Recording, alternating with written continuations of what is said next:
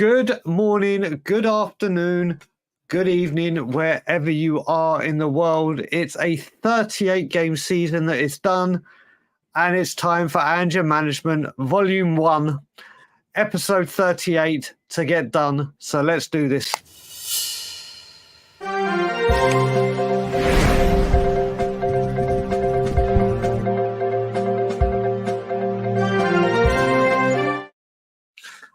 Good morning, one and all. I have to say, in that picture of Ange in the beginning, he looked so young and fresh and vibrant, didn't he? I think he's aged about 10 years in the season. But I just want to say, first of all, before we get into it, thank you to everyone for the support of this show. This is mine and Johnny's baby. It will be back next season. We'll freshen it up a bit and rejig it. But thank you constantly for your support. A very, very big thank you, because it's the first time I've been able to do it and say, everyone that watched or was a part of the mental health special that we did on Friday, thank you so much for being part of it and watching it. The feedback has been incredible, but it's Ange-r Management time, and I am back for the final hurrah with my partner time, Jonny H. 32. How are you today? I've done about Ange age in about 10 years this season. I feel like I've aged about 10 years. The travelling, the abuse, the division. I listen. To be honest with you, I'm glad it's ended, but I'm glad it's ended in a better way than how I was glad it ended the end of last season. If that makes any sense to you. Oh yeah, I mean, last season was I was ready to go to war. We did go to war last season. At least it's not war right now. But yeah, listen, Jonny, you've gone. I was about to say you've been to Europe this season. You haven't, but you probably will be next year. I feel like I've been to Europe. The amount of travel. Listen, you have put in the hard graft. And I just want to say, Joe, it's been your first full year properly on the channel. Yeah, it's been the first full year that we've done this. You've been getting about and whoring yourself out like everyone does when they first come onto YouTube. And no matter what, Jonny, I would not want to do this show with anyone else rather than you, mate. Our chemistry is brilliant. Our friendship is incredible. And let's say hello to everyone and we'll get on with it. So the first person we're saying hello. First person we're going international for the first couple. We have Mr. Sweden in the house, who has been, listen, I'm going to try and thank everyone. I'm going to try and thank everyone, but individually as we do the hellos to start off with. And your office is busy. You're aging, Jonny. First of all, Mr. Sweden, who has been with us since day one. Big up, my brother. Then we go to Mr. Israel, who may be in England, but is currently living in France. This is Tottenham on tour for you, our very own Amir. Good morning. Morning, Amir. 78. I've seen you a lot recently on Twitter and obviously on the shows. Thank you for your support. One of the nearest and dearest, Liberty Hotspur, is here. Love this man. Big up to you. Another big fat supporter of the channel, Darren Johnson. Big up. Morning, Darren. A very, very close friend of mine and someone that I love chatting with. Andrew Gregory's in the building. The latest signing from Tottenham on tour. Rodrigo Roadman Davies in the building. Vanit, good morning to you. Rich, thank you for all your support. You've been incredible. MZ, the Hammer. Thank you, Hammers, for letting Man City do what they did. Fantastic. Good morning to you, Fran. Morning, Fran. I love this woman more than life itself. What do you know? What honestly, this is, if you ever have the pleasure of meeting Fran, whether it be should there be a Levy Out protest, whether it be interacting through here, or you get to meet her in person, you will have to go very far to find a kinder, more wonderful woman than this woman who I care. She's very noisy, though. Mate, you need to put her on mute because she when she gets going. No, only joking, Fran. Love you to bits. Fran, very noisy. Ian McFarlane, another one that has supported this channel since its inception. Fantastic support. Benjamin Foster, another one. Lee Harvey, thank you very much.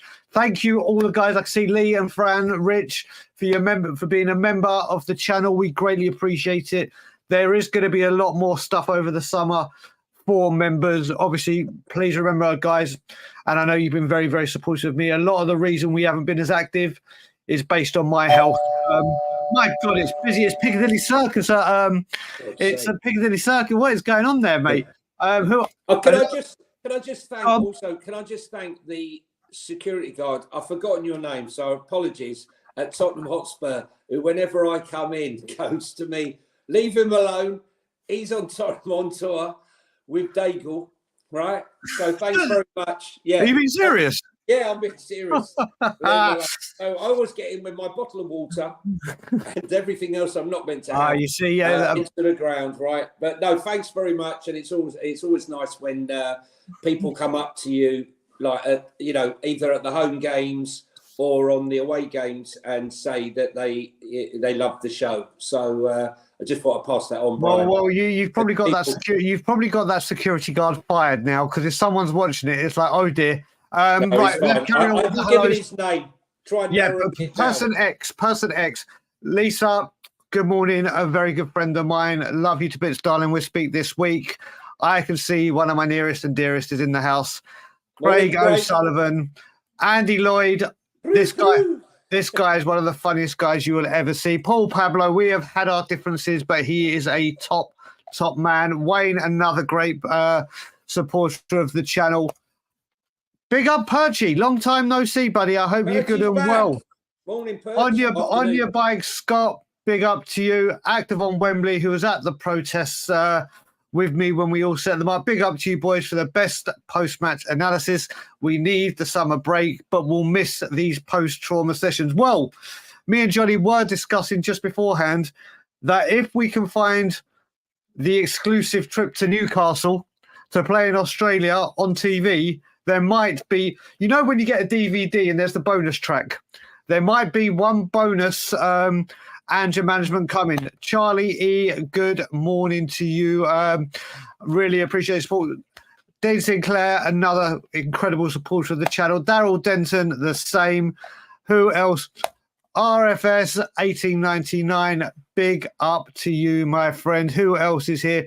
Richard Coleman, thank you very much indeed, mate, for the kind words. Really appreciate it.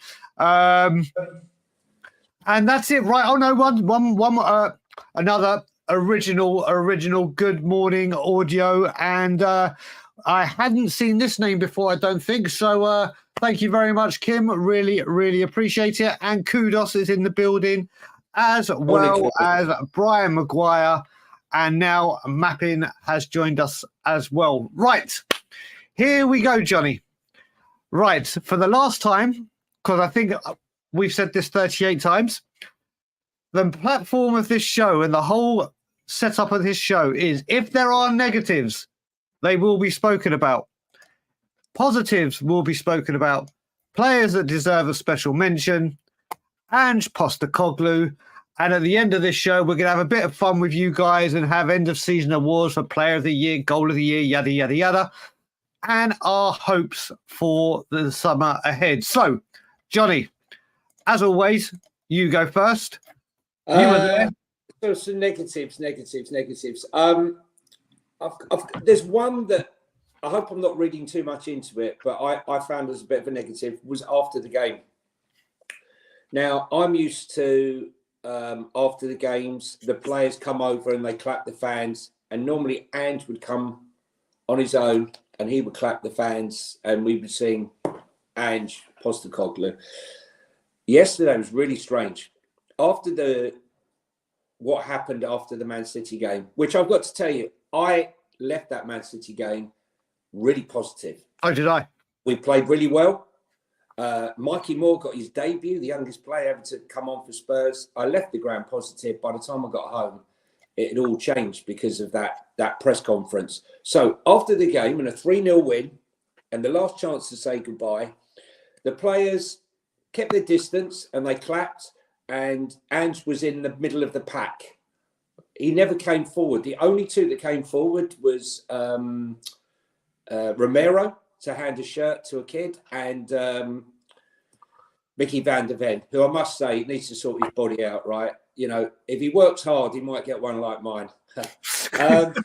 Yeah, I mean, honestly, the guy's ripped. I mean, honestly, modelling. If he gave up football, he'd have a modelling contract. But I just thought it was really weird that after all that Ange didn't come forward and like clap. I don't know whether, you know, because, you know, there's lots of talk of the fan and Ange the relationship being fractured. Well, for me, it was a perfect opportunity to sort of mend that supposed fracture. I don't think there is a fracture, but just to step forward and take the Plawnits, because, you know, as we said before, you know, we would have taken this at the start of the season. So that for me was a slight, it was a bit of a surprise, I've got to be honest.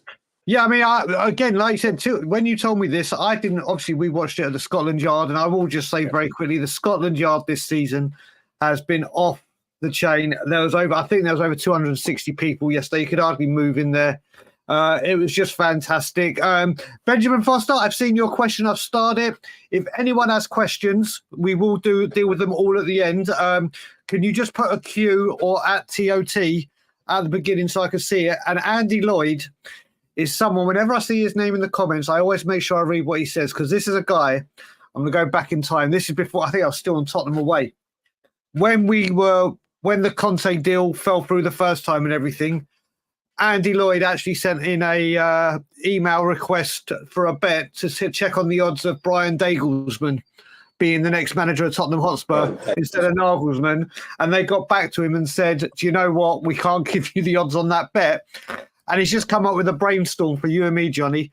During your season, change the name of the show to Ange-r Management, which ain't a bad idea. But what I will say, breaking news for you guys, our very own Dave Rodrigo Roadman, every Friday we'll be doing a transfer special. We're getting different guests on, but it'll be his baby. So there will be transfer updates regularly. Right, negatives. And Colin, as you can see, you've just come in. We're at the negatives, and Johnny just did his first one. So, Mr. Colin Cross, you ain't missed nothing. My negative, and I've seen a couple of people say it in the chat, is thank God Sheffield United are that bad, because in the first half and parts of the second half, we were so easy to get at. It could have been 2 or 3-0 down before we scored our first, and some of it was bad defending, but some of it was just like one long pass or whatever. And we were wide open. I mean, obviously, it's got that end of season vibe. The players are tired. It's a relegated team. We just needed a point. But that was Sheffield United. And you could see in that first 20, 25 minutes why they've been relegated, because they literally created. I don't think if Vicario was even in if we pulled the goalie like you do in ice hockey, I still don't think they would have scored in that opening time. It was. I mean, how did it look for you at the beginning, Johnny? For us, when we were looking at it, it was just so open. I was literally behind the goal. I was row G, so you know, very close, and I was just to the left of the goal, literally just to the left of it, in the danger zone. I was definitely in the danger zone. Anything skewed past the post, it was duck time. But I couldn't believe it in those first few minutes. Dragusin, who I thought had a lot of positives, had a terrible header, tried to head it to Mickey van der Ven right at the beginning, and they burst through. But that ball, straight ball, over the top, high line. I mean, come on, this is Sheffield United. With better finishing, Cameron Archer, who I thought might be quite good. Yeah. For them, he was woeful. They could have been 3-0 up, Brian. It's worrying. I don't really see any difference at the moment, which we'll get on to at a later point. Yeah. Because for me, I want to see a back three with 2 inverted wing backs. I want to see those 3 with Porro and with Destiny, and just lose a player somewhere. Because let's be honest, right? If you've watched Destiny play for Udinese, you know that he's a threat coming in off that flank, running, shooting, and we all know what Porro can do with that foot.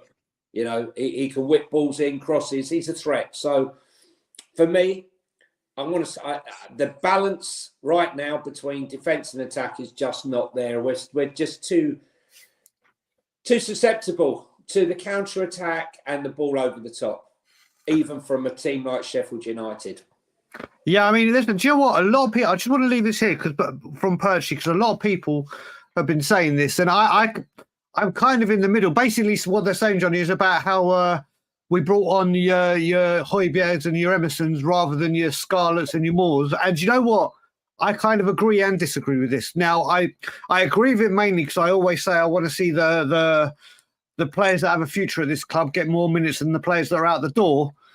But for me, that was literally a come on, get some minutes, say goodbye, yada, yada, yada. The game was done. Would I like to have seen it the other way, that Mikey Moore, that Højbjerg and Scott, Emerson only came on for a couple of minutes to say their goodbyes? Probably. But I think this is kind of the unwritten rule in football, isn't it?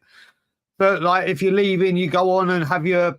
I mean, there was nothing to play for. I don't know. I mean, I don't know. We'll have a look at what people say in the chat. I kind of agree and disagree with it. Look at, for example, the Chelsea game where, instead of bringing Gio on, who did they bring on instead of Gio? I was in Amsterdam last year on a work do, so I can't even remember what happened. All I remember is the Red Sea parting for Lucas Moura. Listen, they brought on the Beatle. Right, they brought on the fifth Beatle they brought on Brian Gill instead of bringing on Gio. When we were chasing the game, Maddison was having another stinker. That didn't make any sense. Yesterday, Jamie Donnelly went up. I was there on Thursday when he went off. Yeah, he was 100% fit. But why take him up? Well, the other thing I didn't understand, if you want to go down that route, why did we have two goalkeepers? Why couldn't he take another youth member?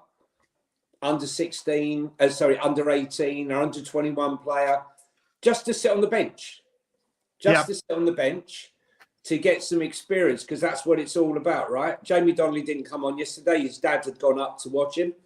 And I sort of agree with Kern to a certain extent. We're 3-0 up. But this is the same thing as I said with Conte last year when we were dominating games and he still wouldn't bring on the kids, even for 5 minutes. Listen, if you can explain to me how he wants Gio to sign a new 2-year contract, yet he gets him 3 minutes, 4 minutes, 3 minutes, 4 minutes, when Maddison is completely out of form, I can't get into the mindset of what's going on in Ange's head. I think he's maybe a bit conflicted as to what to do with certain players. Yep. But I sort of get what Perchie is saying, really, to be honest with you.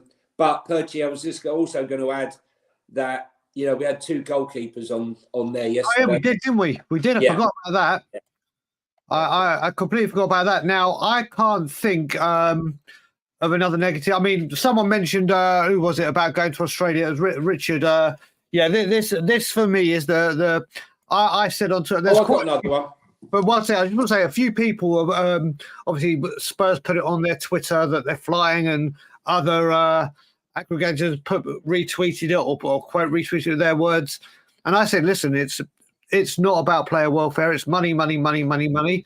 I just hope they don't get injured, because obviously people are going to a Copa America and the Euros respectively after, and I hope there's not an injury. And then everyone comes up, a few people come back to me, Brian, they're flying first class. It's not like economy. I was like, bloody hell, it is busy where you are, Johnny. Jesus Christ. But yeah, I don't care if they're flying first class, but they're flying within hours of a final game of the season where they should be resting. Shouldn't be going to this. No, listen, it's the most ridiculous. Not be going to this game. And just to let you know, guys, for some reason, Romero's refused to go. He has not. He's not just had a baby, by the way. His wife's pregnant. Yeah, she's not just had a baby. They've got a 3-year-old, so it's not just had a baby. But just to let you know, one of the other negatives is Spurs became the first team since 1995. When it was 20 league Premier League, to win the first 10 games, or to be unbeaten in the first 10 games, be top of the league, and finish outside the top 4. You know what? Well, I remember. I must admit, do you know what? When those stats came out, I was one of those going, "Yup, we're going to do it. Look at it. Look how we're playing." And then obviously, Spurs had a hold my beer moment, and away we go. But listen, we get to have a little rest now. But yeah, so that's that, right, Johnny? So just flip on that on the positive. Just flip on that. Go on.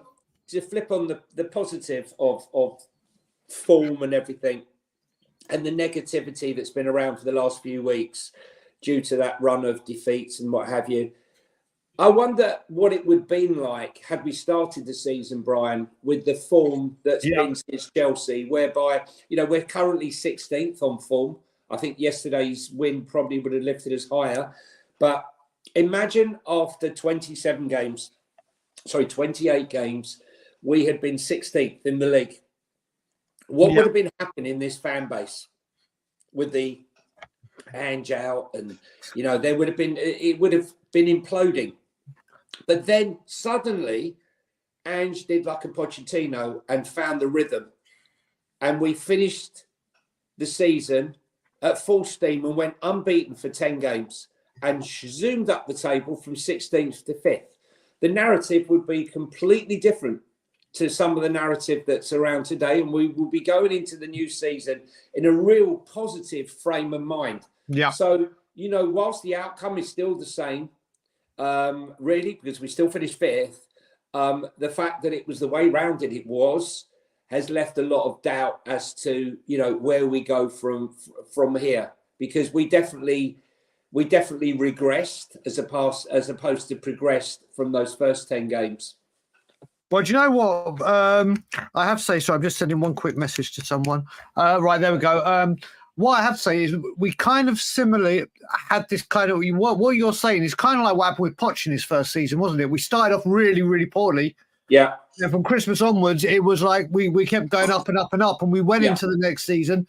I completely agree with that. But I have to say, one of my nearest and dearest has worked out why your doorbell has been going, and I've been waiting. I think he's right. I think Jonny is right. I think Craig is right. You're getting more Emerson sign memorabilia at your house. I expect, and probably some Richarlison stuff coming its way. But right, Jonny, let's start moving on. Let's do positives. Go on, off you go. You're always first. I really liked Dragusin yesterday. There it goes. There you go. More Emerson. Yeah. Just put the Richarlison stuff over there, please.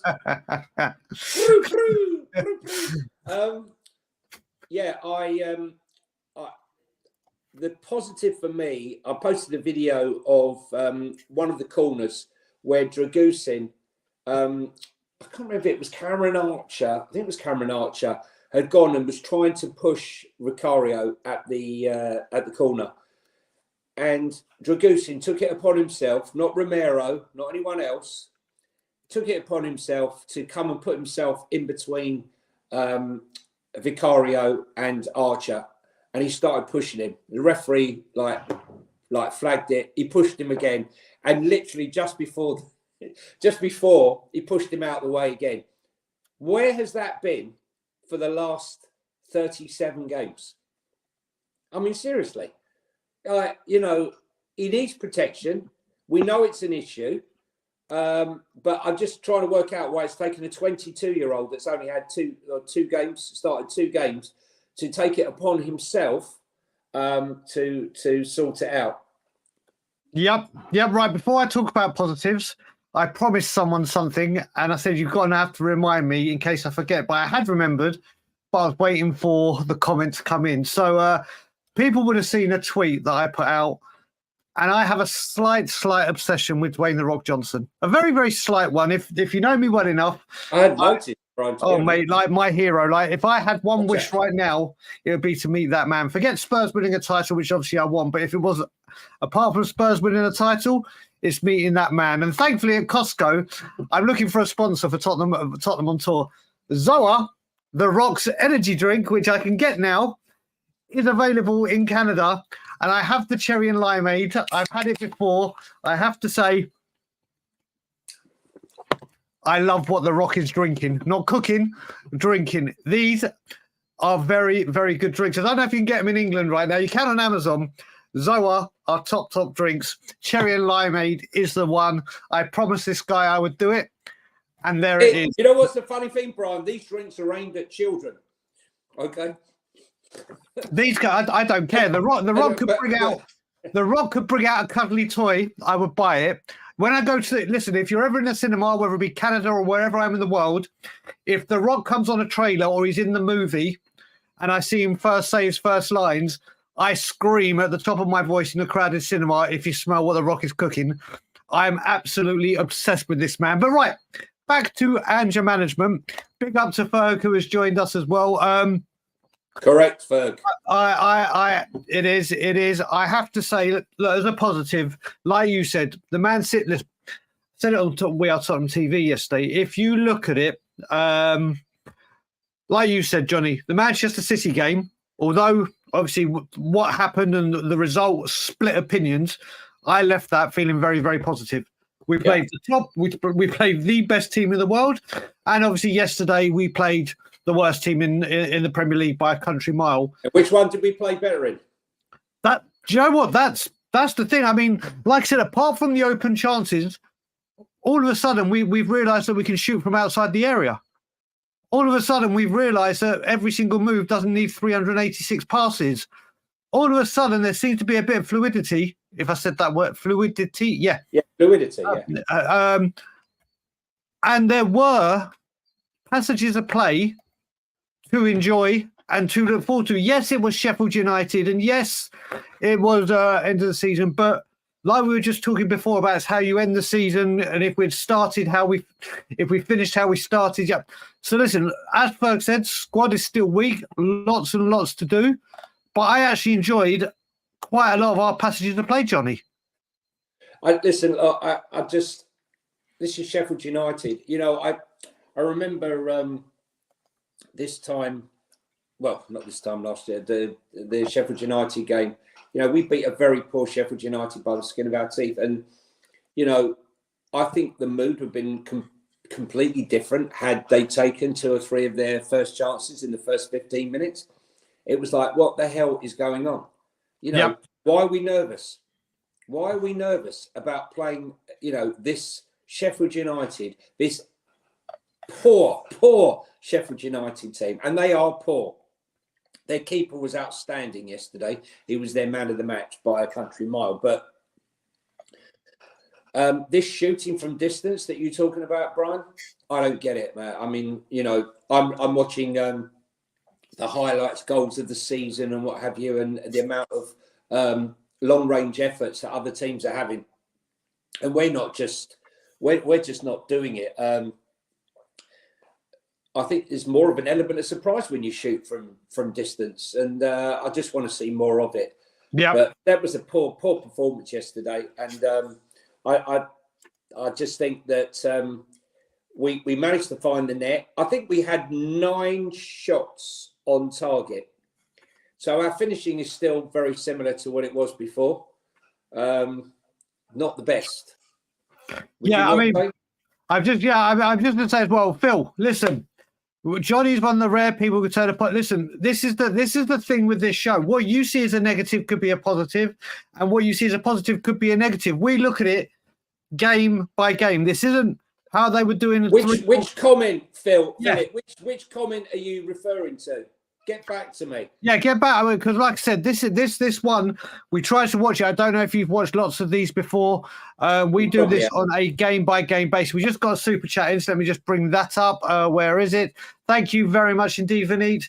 Personally, I feel Ange can't build this team around Maddison, who clearly fades away when the going gets tough. Someone like Kudus will be, I mean, Jonny, give you a quick answer on this, and then we'll go into the players. Yeah, I mean, listen. Worst return ever in the Premier League for him. 4 goals, absolutely poor. You know, a crowded midfield, an inverted, vacuum-packed midfield. Maddison has no room to manoeuvre, so ends up dropping deep and finding it difficult to get in the game. He had a better game yesterday, no 2 ways about it. He played better yesterday, but still, you know, didn't score. Don't think he assisted, as far as I know. I haven't checked the assists today, but I don't think he assisted either. It's a really poor return.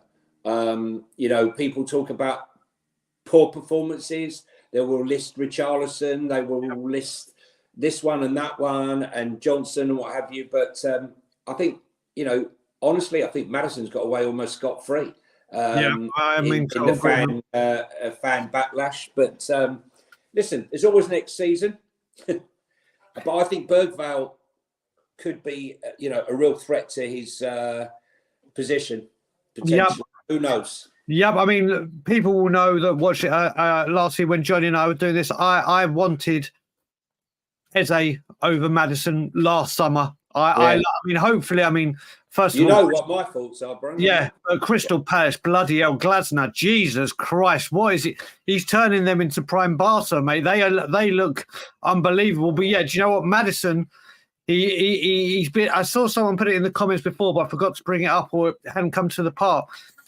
He's doing things like he's very, very lucky he pulled out of that challenge and tucked his leg in, because that was petulant, and he's got a habit for doing that. Done it a few times this season. He started off. Listen, I've got a very, very good friend. He's not in the chat right now, but a lot of people in this chat and community will know Leicester fan by the name of Wayne Holland.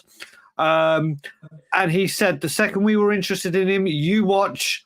He'll have when he's firing, he's unplayable. But once he's picked up an injury, that'll be the last you see of him playing like that for the rest of the season. And it happened. Correct. Before we get onto the special mentions, I just want to mention this man, Paddy. And the reason he's saying Levy in, he's having a wind up with me because I'll go back to the Scotland Yard. Yesterday was a great day. My wife came down. We have a couple of times where Bobby Kay brought his kids and the wife down. Then we go out and do something after. Well, Cody Mack came down and I went out for a vape and left the phone unattended and unlocked. My wife was there who wasn't paying attention and came back and realised what I'd done. I came back in because I knew I left my phone around Cody, and Cody had put Levy in on my Twitter. It got very, very quickly deleted, but it was screenshotted a few times, and Paddy is in receipt of one of those screenshots. Right, Johnny, let's go on to big up Eugene. I've just seen you here. Sea Eagles, big up. Just anyone I haven't seen or said hello to. Svarog is in the building. Abri, big up to you. Okay, there's 251 of you in here. Thank you so much for joining us. It's actually a bank holiday here in Toronto. I actually kicked my wife out of bed and she's gone to sleep on well, no, because I said you can stay, but I'm going to be talking this loud and do you want to sleep? And she was like, yes. I was like, well, there you go. That's how brilliant and beautiful my wife is. But now, special mentions, Johnny. I'm gonna say Kulu, actually. He's not been best this season, but he's still managed more goals than Maddison, more goals than Brennan Johnson. I think it's 7 goals and can't remember how many assists. Thought we had a really good game yesterday. The first goal was really good, coming in off that left-hand side, right foot, bang, hit the post and come in. Before we go any further, guys, it's bad manners to come into the house and not take your shoes off, and it's the same when you come into the room and not hit the like button. It's just that little thumb button there. If you just give it a little push, it doesn't hurt, absolutely pain-free. But what it does is it helps the channel and helps us grow and helps the algorithm notice us. So a little thing can help a lot. So yesterday, he scored 2 really good goals. He was a threat. He held up the ball, and it just reminded me really of what his contribution is to beating the mighty Sheffield United, because it was his goal in the 97th minute that sent us into delirium and made us think that we'd beaten the mighty Sheffield United in the 97th minute 2-1, and we were going to go and win the league. And we cue dancing in the aisles and, happy days. That seemed like a lifetime ago. But I thought Kulu had a really good game yesterday. I hope that he rekindles the form and he works on his weaker foot over the summer, because if he can, he's really going to be a real asset to the squad. I think there could be some surprises, to be honest, as to who may leave this season. But let's wait and see. But I think Kulu, who I've given a hard time to, had a really good game. There is a player there, but he just needs to work on that weak foot. Just work on that weak foot like Harry did. Harry Kane, was not the player he started off as. I mean, when Ericsson went, we didn't have a creative midfielder. And what happened? Harry Kane started dropping deep, learning, spreading the balls left and right, and it became a completely different player. It became the creator and the goal scorer. And I just think Kulu's got a lot more in his locker. He's still really young, and I think he can go on and improve himself and become a real major asset to him. Because if he doesn't, he then becomes a one-trick pony. And I think, he's got more to him. Correct. I have to say, Colin, I really thought you'd spelt my name wrong, as in my surname. Then I realised who you were talking about with Mr. Drugson. Yeah, listen, people will know I have probably been one of the most heavily critical people of Kulusevski out there, and have even nicknamed him Predictabilisky. But yesterday he was Kulusevski, not Predictabilisky. Someone put in the comments as well, that first goal was like prime Harry Kane. Like the way. Listen, I've gone back and watched Harry. One of the things I loved about Harry Kane the most was his ability to hit the side netting, not the back of the net or anything. And as you hear the strikers say, if you hit the side netting, the keeper can't save it. The finish was fantastic. He looked so much better. But again, I go back to it was Sheffield. Don't get me wrong, it was a great performance. Do I think? I hope the club aren't looking back and going, oh, wait a minute, we might have saved ourselves a few pounds on finding an alternative striker, because look what Kulu did. It's been one good game in. I personally can't remember his last good game. But he came on at Man City as a sub, and nearly ruined the party for all Spurs fans by scoring. He made a very good save, the keeper, almost drilled one through his legs. Ortega made a couple of good saves from Kulu. So, we've seen it. Maybe he needed a rest. I really don't know. Be interested to see. I can't even remember. Are Sweden in the Euros? I can't even remember.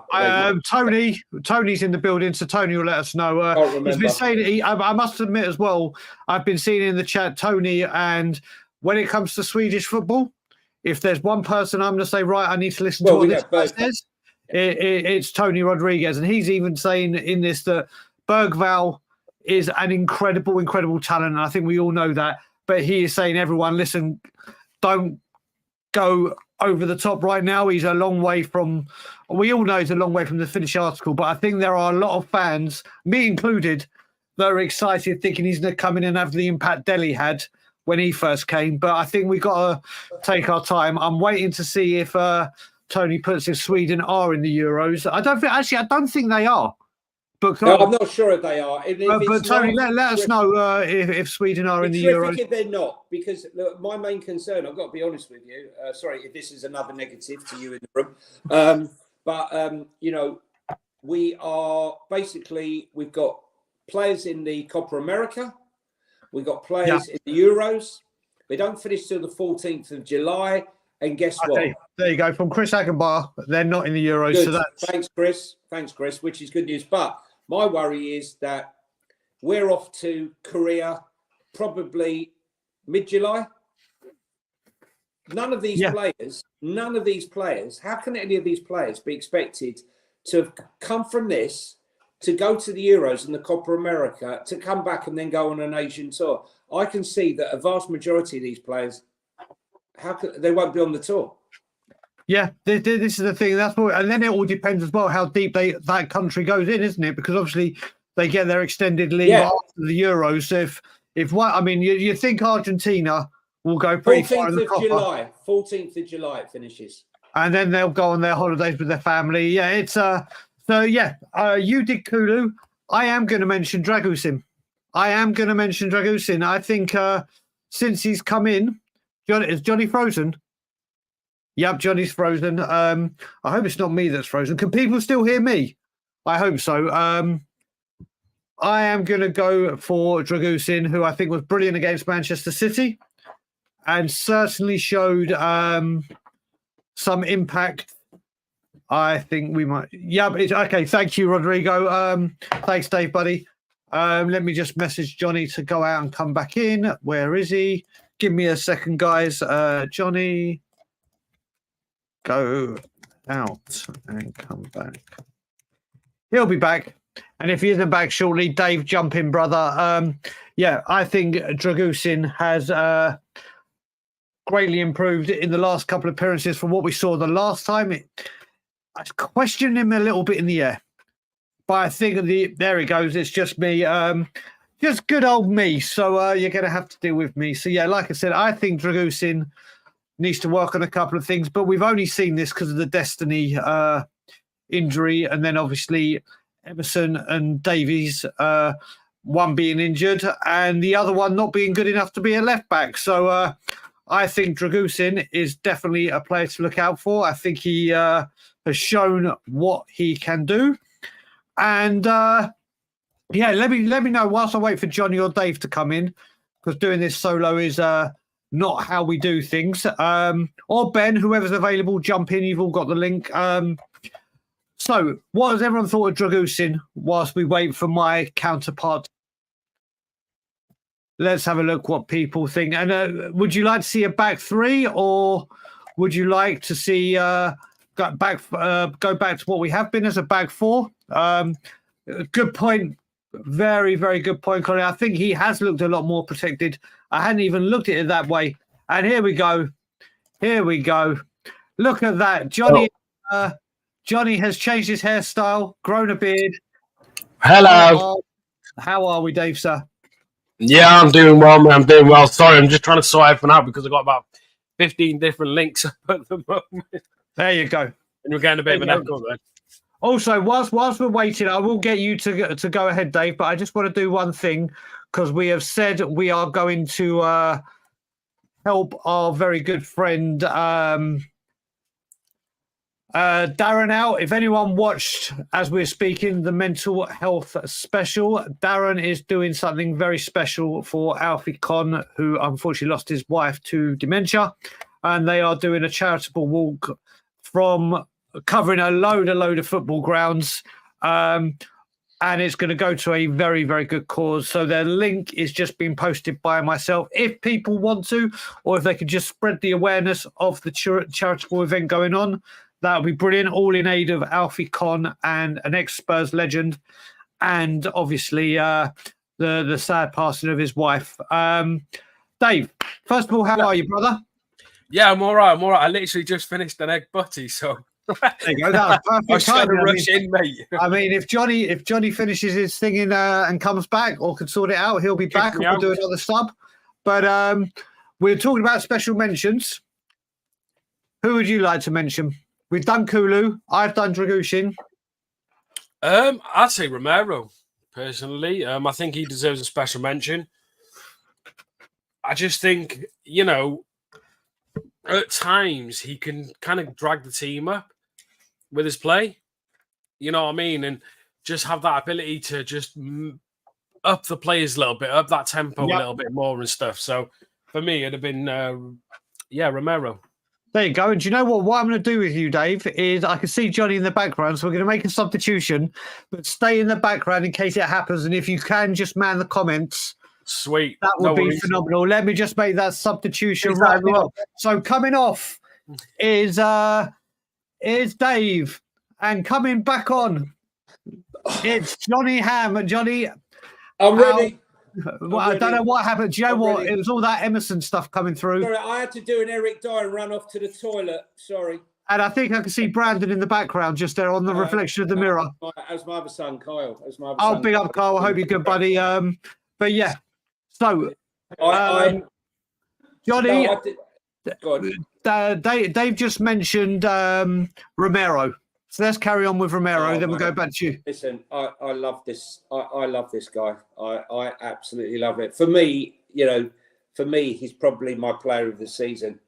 I mean, talk about understanding what it is to be a Spurs player. Honestly, he plays with passion. And I know Mickey Van de Ven gets all the plaudits, but I think it's because Romero is such a world-class defender that it enables Mickey to express himself. I mean, even yesterday, I felt that Romero was the class act at the end. He came over, clapped. He was the first one to come in, and he gave his shirt. Sonny didn't take his shirt off. He was like clapping from a distance. For me, he is your archetypical captain, your leader, your man. And there was a moment yesterday, I haven't posted it yet, where Emerson came on and he got badly fouled, right? And he's writhing on the ground and he's banging it. You know how they do? They're banging their hand onto the turf. I'm in so much pain. Emerson, Romero comes along and he starts booting him in the back. Get up. And he carries on booting him. Peter and pulls him up. Doesn't stand for nonsense, man. This guy's a warrior. He's a fighter. If we could find a team of Romeros with that attitude, anything is possible.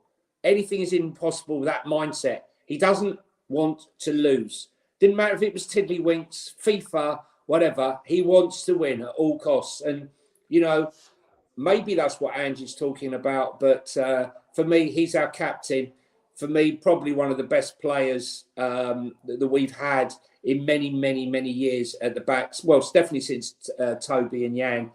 But it's more than that. Is his reading of the game, his ability to pass the ball forward quickly. Bloody hell, what is going... Are you having a kid's birthday party or something? It's like Piccadilly Circus here today. I've got no idea what's going on. I haven't even ordered anything from Amazon. I don't know whether someone's winding me up and I'm going to have all sorts of crap that you never want. Yeah, a green potato peeler and all sorts of other useless items. No, I thought it was superb. Absolutely superb again. Who else did you meet?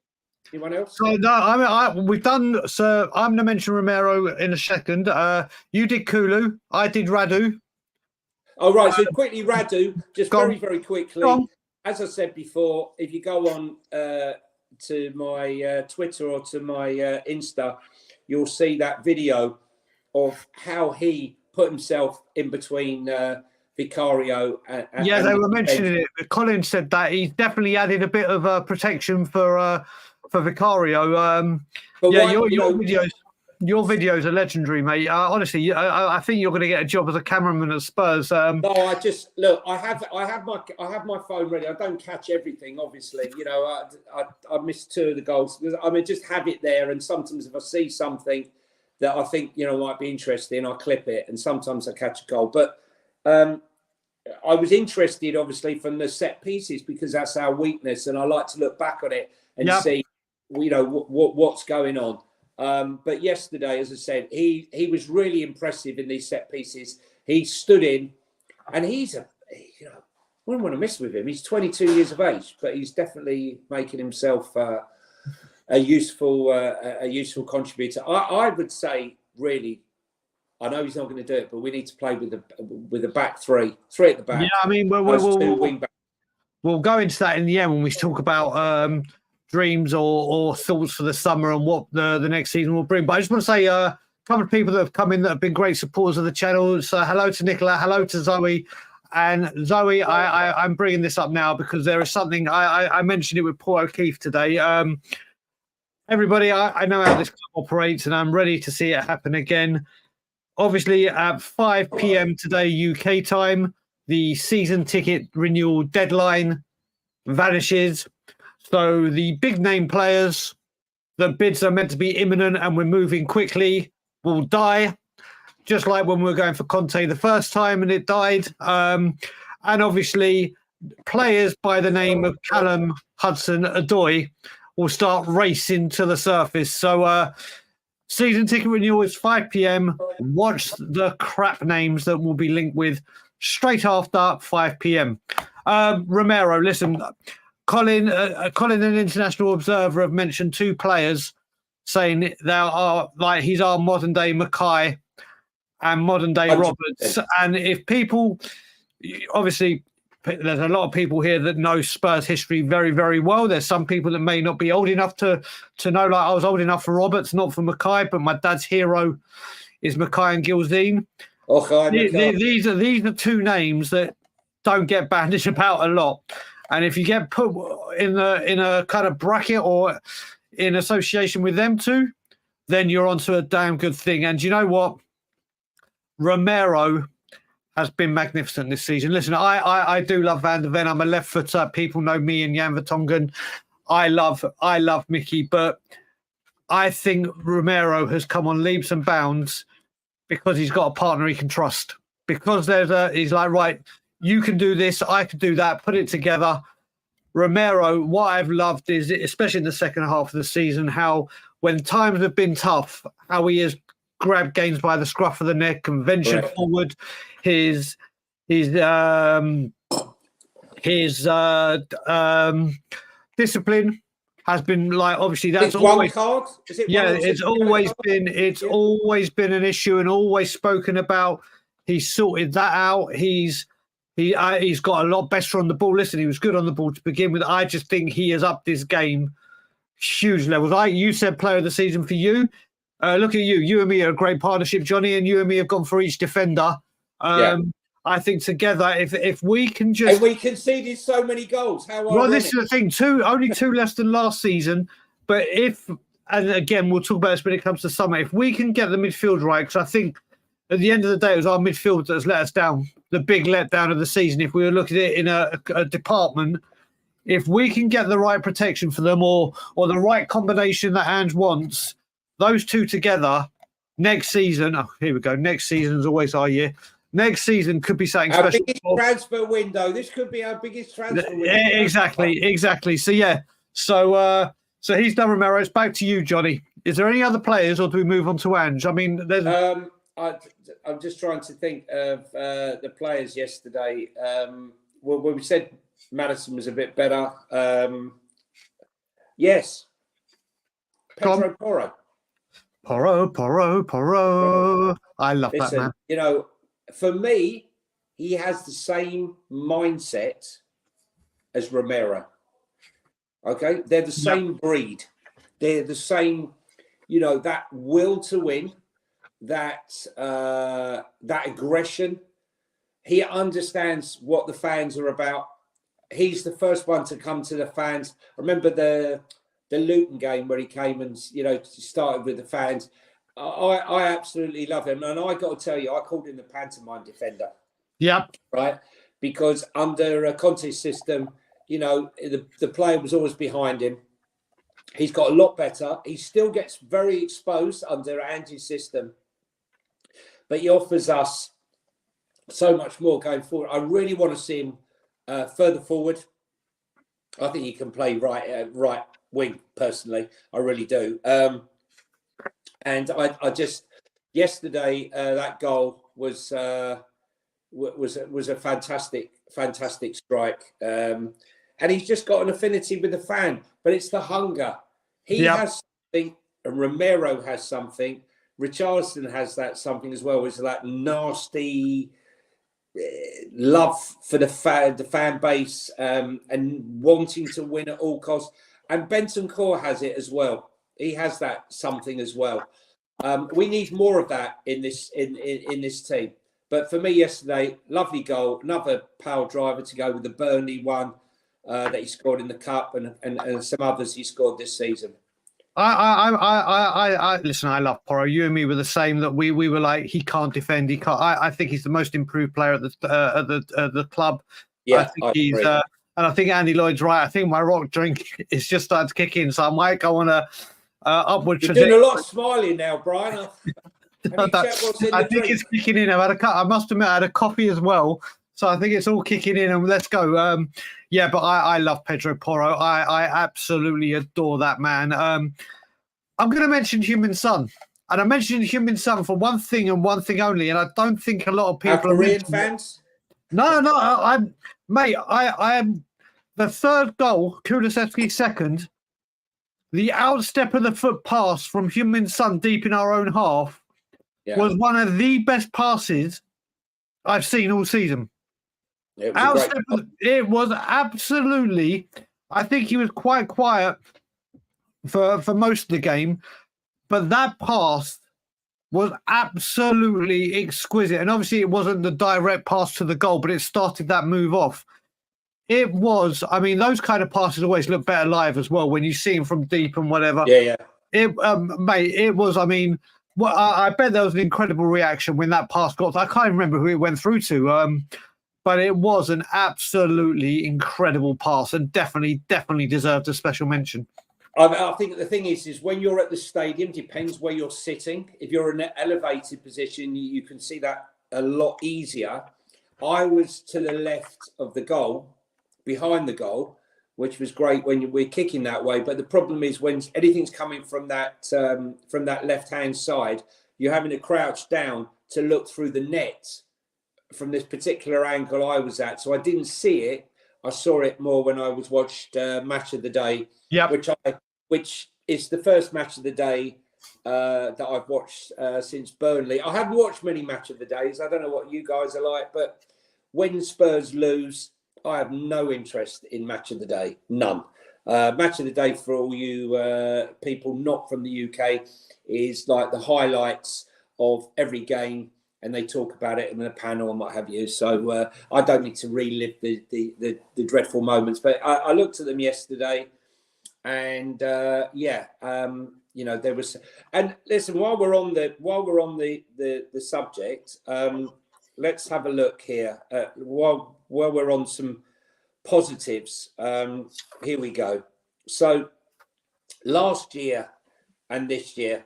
So last year we won 18 games. This year we won 20. We drew the same. We've lost less. We've scored 6 more points than we scored last season. We scored 4 more goals than we scored last season. We've conceded a whopping 2 goals less than last season. But unfortunately, we've had 3 less clean sheets, only 7 clean sheets. And the possession has gone from a 50% counter-attacking system under Conte to a 62% possession-based game under Ange. So there are positives. There are positives. I know I get accused of being negative, but like I said, okay, if you took the start of the season and we said, okay, what would you have taken? I said, yeah, I thought we'd finish 5th. We have finished 5th. Yep. So I'm very happy. But unfortunately, with football, we live it week to week, day to day, month to month. And basically, I can't keep harping back on what I started at the beginning of the season. When you're traipsing all over the country, there's fans do a lot more miles and a lot more games than I do who are going there and they're seeing us not perform. So they're entitled, guys, to criticise and say things about the system or about Ange. Yep. But it does not mean you're Ange out. Apparently, for me, Brian, the fact that I criticise the system or something that Ange does or doesn't do means I must want him gone. I don't want him gone because, congratulations on Ange on finishing the whole season as a Spurs manager, first since 2018-19, is it? Yep, since Poch. Yeah, 2018-19. Congratulations on that. Do I think that he needs to... to do anything? I don't know. He needs to kick on. Can you just go back to the previous one? Yeah, of course I can. This is a dig. I don't want to do Arsenal thing of relevant stats that lead nowhere. Yeah, now listen, I was going to talk about that. And do you know what? The thing with the stats is, and I'll give Billy the perfect backup with this one. The one where we got more points than last season, I think it was about 7-8 weeks ago where we got to that because the form has been so bad. Yeah. That's the thing. It's all good. Yeah, we got more points than last season, but we've got there, I think, in March, early March, and it could have been on to so much more. Don't get me wrong. The more goals, brilliant. The more wins, brilliant. 12 defeats was bad. Only 2 goals. When you think about it, last season, that defence was shambolic. Also, like literally, we all went into this time last year going, right, that defence needs and to be fair, we did sort it. We did get the defence right, but we didn't get the midfield together. So obviously, they only conceded 2 left. He meant to say this is not a dig. This is a dig. Yeah, no. Can I just say, this has been my point all season when I say it's not the players, it's the system, right? How can you say we've got a better keeper, we got a better left back, we got a less centre back, right? Romero is a better player than he was previously. and I think Pedro Porro's come on leaps and bounds. So we got 5 defensive players who are better than what we had last year. Oh, without a doubt. Okay? And we got Papasaros playing, who's nothing wrong with his acquisition, and we were all happy with Bissouma. But I feel that the system exposes the defenders and sometimes it exposes some of the midfielders. So when I critiqued and criticised Ange, right, about this before, I got into a lot of trouble. But I'm just asking the question, why is it, with a better team, we've only conceded 2 less goals? I don't know. But I tried to turn it into a positive. Yeah. Now listen, before we turn on to Ange, and just letting people know, after Ange, we're going to go through the questions we got. Then we're going to have a bit of fun with all you guys talking about best moments of the season. Then we're going to talk about our plans, or not our plans, but what we hope to see in the summer from the club. But I do want to mention, because you mentioned match of the day, the one thing I do want to say is I'm really disappointed, but understand why Ian Wright has left, because Ian Wright is one of the nicest guys. Always, he's one of the pundits. Balance. Exactly. That doesn't show. Obviously, he's Arsenal through and through. But he even took a shot at Levy yesterday. So many people see it from outside, but Ian Wright, and you could see with that lovely kind of tribute and montage they put together with him, he is a lovely human being. Shame he played for that team, but whatever Ian Wright goes on to, he is a bundle of energy. He is so balanced. He is so unbiased. And but we all love him, but even though he's exactly Arsenal, that's the difference. Whereas Arteta, he makes me. Well, no, mate.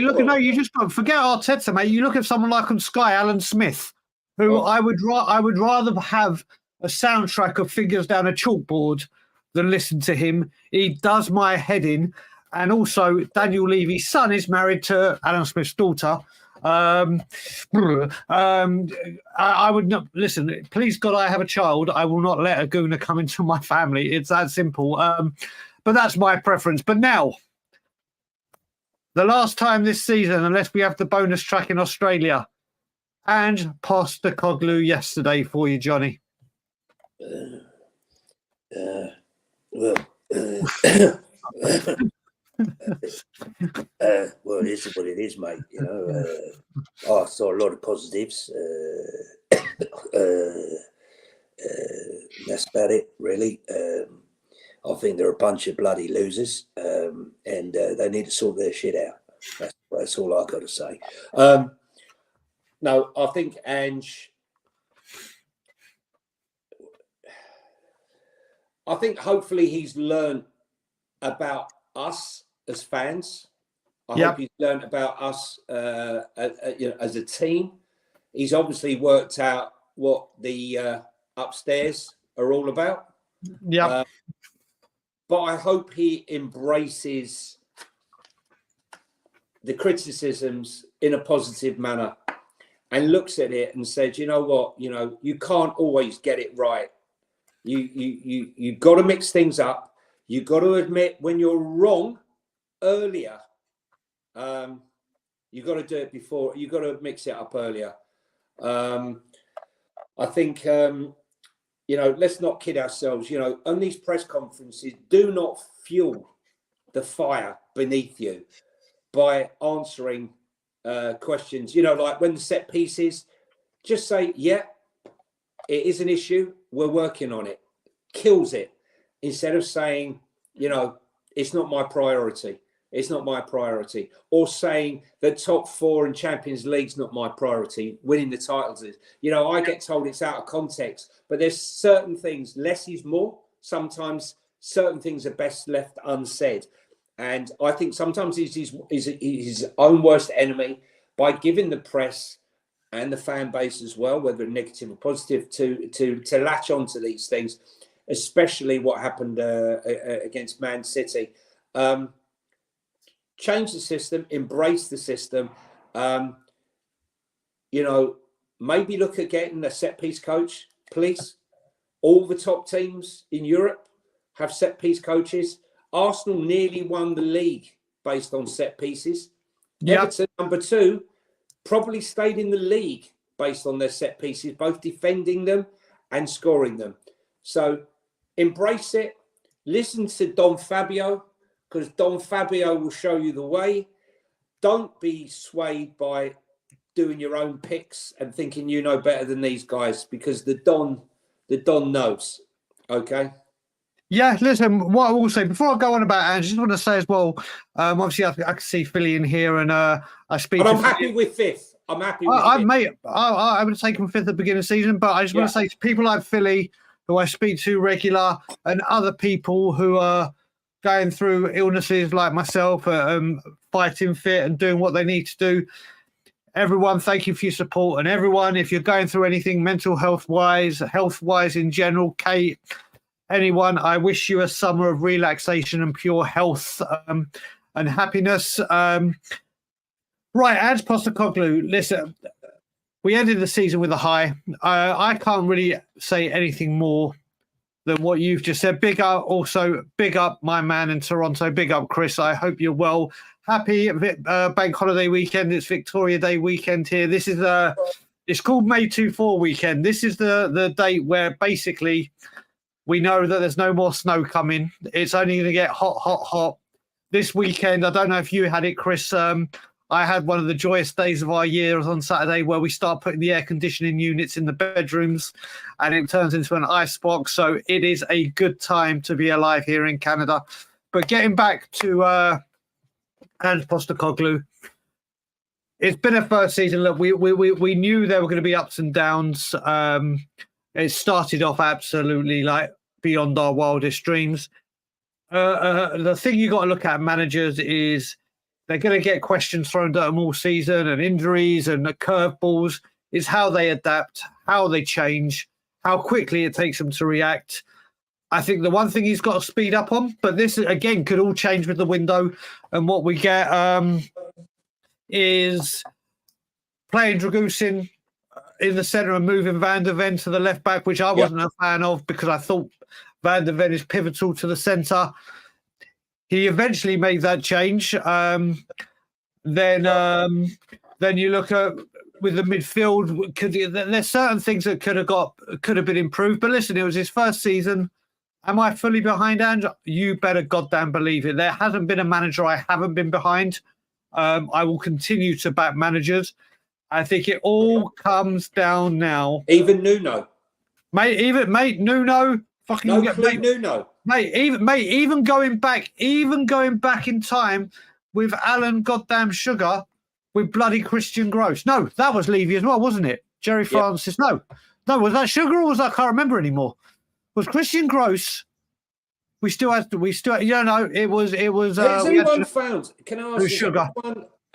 If that ticket, mate, if that ticket was on eBay right now, I wonder how much that would go for. Has anyone does anyone know who owns Christian Gross's train ticket that he turned up in the press conference with? Because I'd like to know who's got it, because it's iconic. Mate, iconic. I've already said, and I've spoken to Ben, and as you know in our group, Johnny, Ben loves to do those little things where he puts people's faces on. I've said if we have a bad summer, I want Ben to do one with Christian Gross, but it'll be me holding an Air Canada ticket, because I'll be back to make a certain person's life a living hell. We've done it before. We'll do it again. Right, let's go on to the questions, Johnny.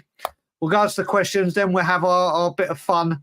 Right, questions. Let's go for them. So, right, Benjamin Foster put this in. Yeah, I mean, this Bentancur thing, it broke like wildfire that there was a massive punch-up after the Man City game, and that he will not ever wear a Spurs shirt again.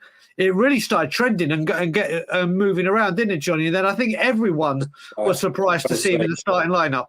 Honestly, I nipped it in the bud straight away.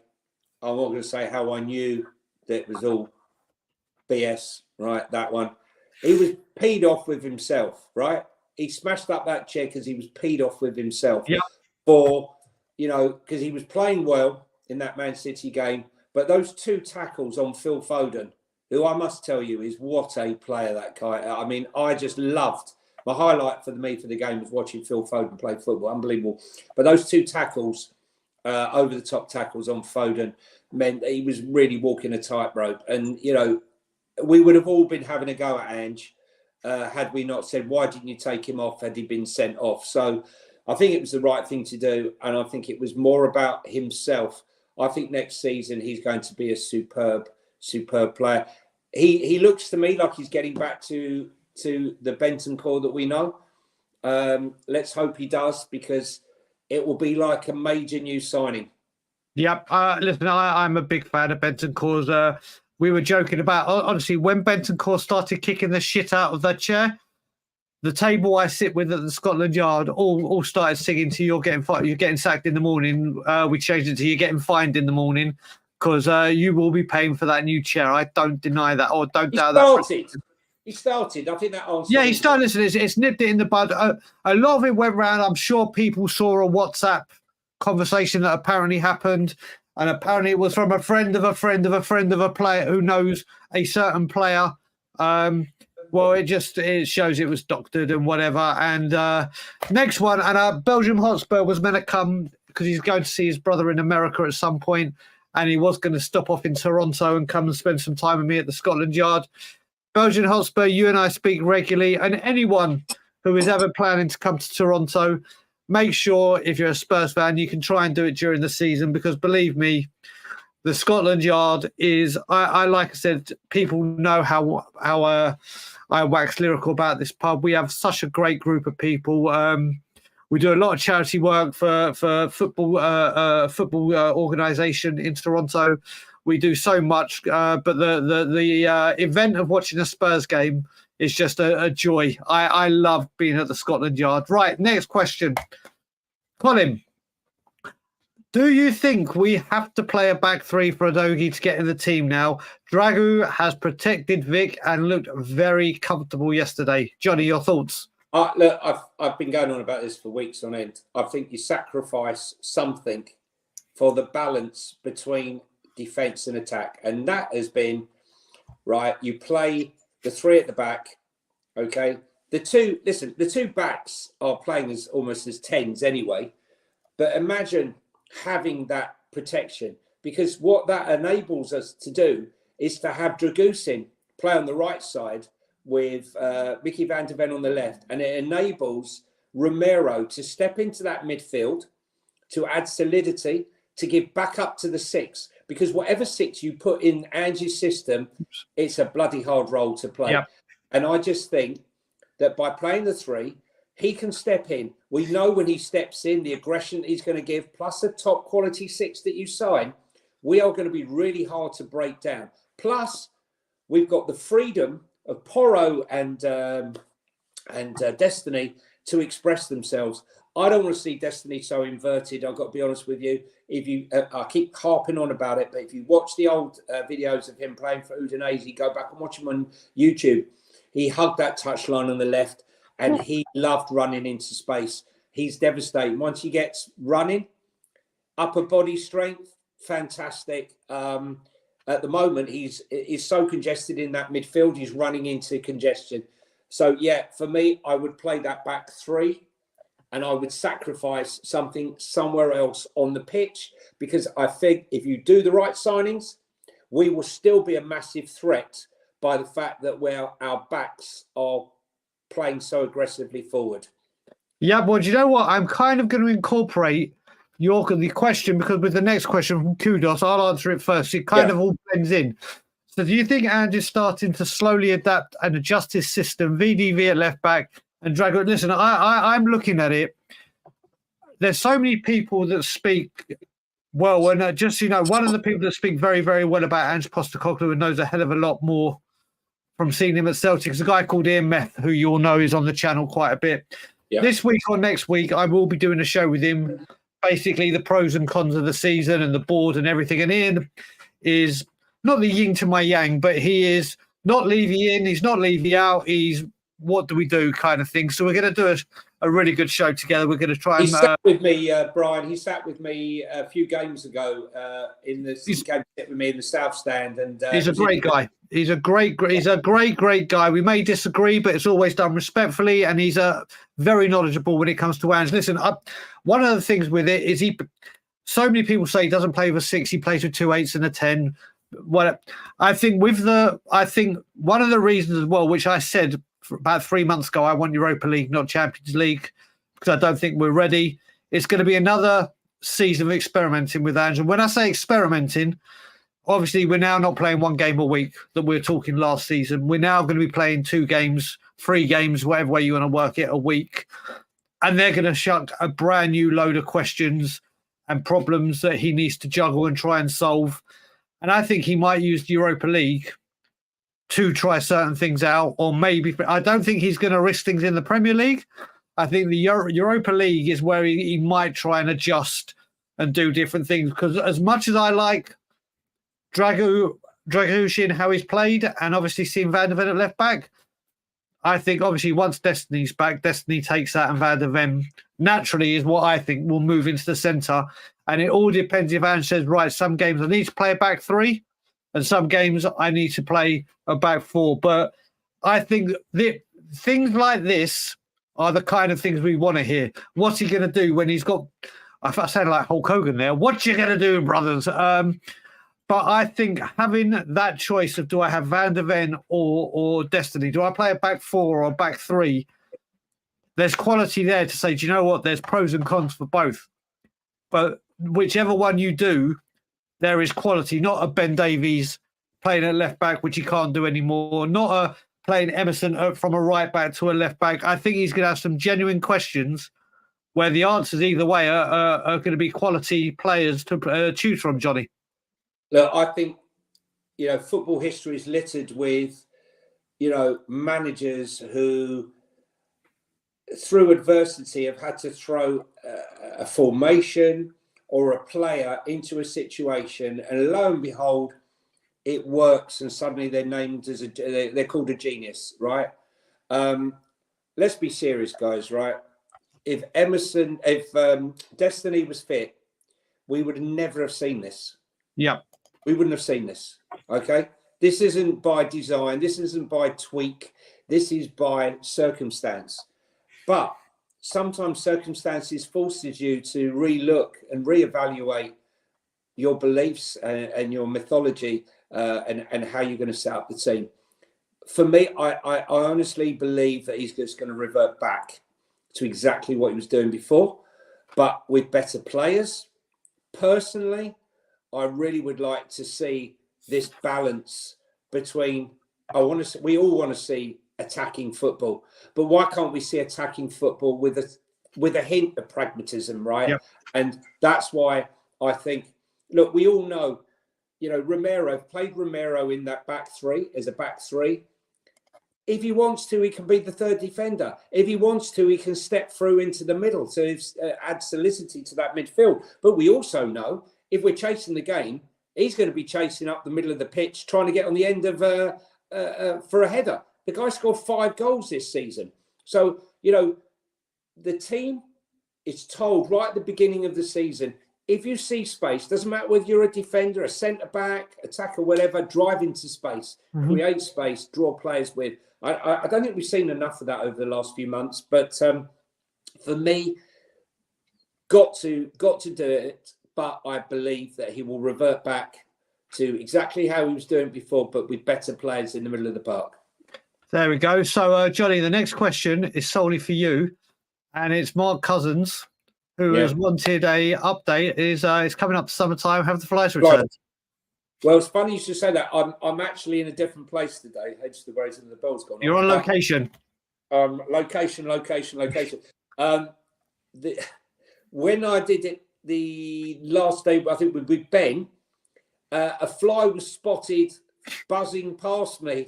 I hadn't spotted it, but sure enough, when I came off the stream, there were 2 rogue flies. Hopefully they're not on a breeding program. So far, I'll cross them for you as well, buddy. Fruit flies, but I wouldn't wish fruit flies on anybody. Like, you wouldn't think something so small could be such a nightmare. Anyway, I'll tell you what, I don't know if it works for fruit flies, but one of the things that I love here in Canada is all the windows, they open upwards rather than outwards, so that we have these shields right through the window that flies and wasps and whatever just cannot get through. Unless you leave a front door open or your balcony door open, they will not get through. It is so amazing. you've seen fruit flies. Yeah, well, they'll probably get through, and they breed, like I said, through fruit, so it won't apply. But I mean, in general, like the summertime now in the UK, you have your doors open and everything will just fly in. They'll stop wildebeest. They'll stop giant wildebeest and other animals, but not the fruit fly. Yeah, right. The next question from you, I'm struggling to understand it, but let's see if we can break it down, Johnny. How ENIC ownership has been allowed. Abramovich tried the same method but was rejected. So why have the Premier League? I don't quite understand the question. If you're still in the chat, Nure, put it in a bit more detail. Do you get it, Johnny, or are you finding it? Well, whilst we're on that subject, I would like to say how the hell they talk about, being transparent. Here you have Newcastle, right, who are owned by the Saudi PIF fund. And then you have Todd Bowley, who comes in. He's the front man. He's not the man. He's the front man for Chelsea, who are owned by Clearlake Capital.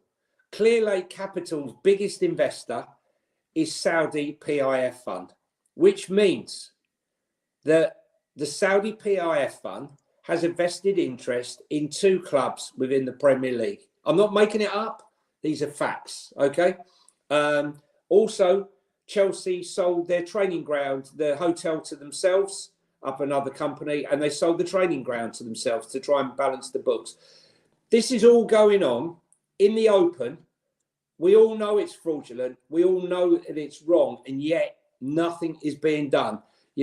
We've seen what's happened to Forest. We've seen what's happened to Everton, right? Someone needs to get to grips with it, because this Chelsea situation is really pissing me off, because it's there. Go and look at it. PIF, Saudi PIF, go and look at them.